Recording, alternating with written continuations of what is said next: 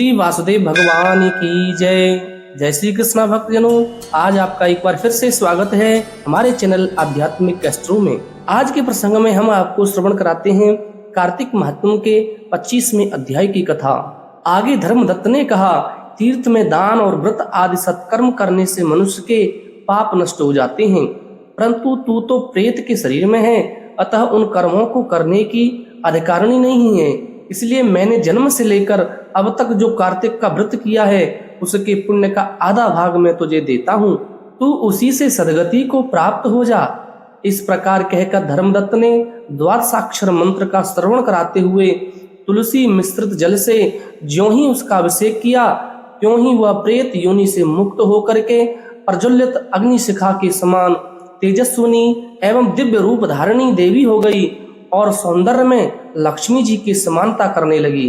तदंतर उसने भूमि पर दंड की भांति गिरकर ब्राह्मण देवता को प्रणाम किया और हर्षित होकर के गदगद वाणी में कहा, हे द्विज श्रेष्ठ, आपके प्रसाद से आज मैं इस नरक से छुटकारा पा गई हूँ। मैं तो पाप के समुद्र में डूबी रही थी और आप मेरे लिए नौका के समान हो गए हो।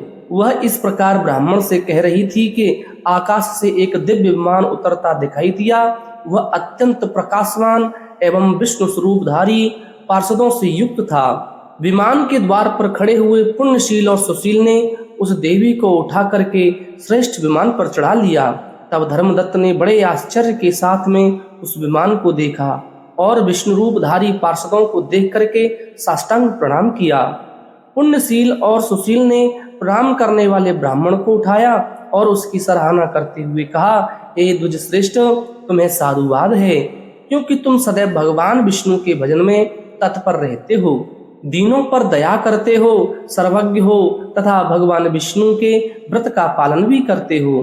तुमने बचपन से लेकर अब तक जो कार्तिक व्रत का अनुष्ठान किया है उसके आधे भाग का दान देने से तुम्हें दूना पुण्य प्राप्त हुआ है और सैकड़ों जन्मों के पाप नष्ट हो गए हैं। अब यह बैकुंठ धाम में ले जाई जा रही है। तुम भी इस जन्म के अंत में अपनी दोनों स्त्रियों के साथ भगवान विष्णु के बैकुंठ धाम में जाओगे और मुक्ति को प्राप्त करोगे। धर्मदत्त, जिन्होंने तुम्हारे समान भक्ति पूर्वक भगवान श्री विष्णु जी की आराधना की है वे धन्य और कृतकृत्य हैं। इस संसार में उन्हीं का जन्म सफल है। भली भांति आराधना करने पर भगवान विष्णु देहधारी प्राणियों को क्या नहीं देते हैं। उन्होंने ही उत्तानपाद के पुत्र को पूर्व काल में ध्रुवपद पर स्थापित कर दिया। उनके नाम का स्मरण करने मात्र से समस्त जीव सदगति को प्राप्त कर लेते हैं। पूर्व काल में ग्राहग्रस्त गजराज उन्हीं के नामों का स्मरण करने से मुक्त हुआ था। तुमने जन्म से लेकर जो भगवान विष्णु जी को संतुष्ट करने वाले कार्तिक व्रत का अनुष्ठान किया है उससे बढ़कर न यज्ञ है, न दान है और न ही कोई तीर्थ है।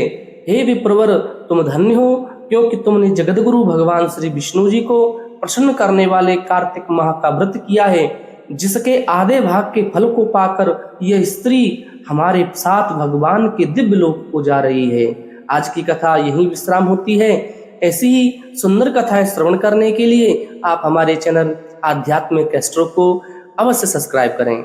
बोलिए भक्त वत्सल भगवान की जय।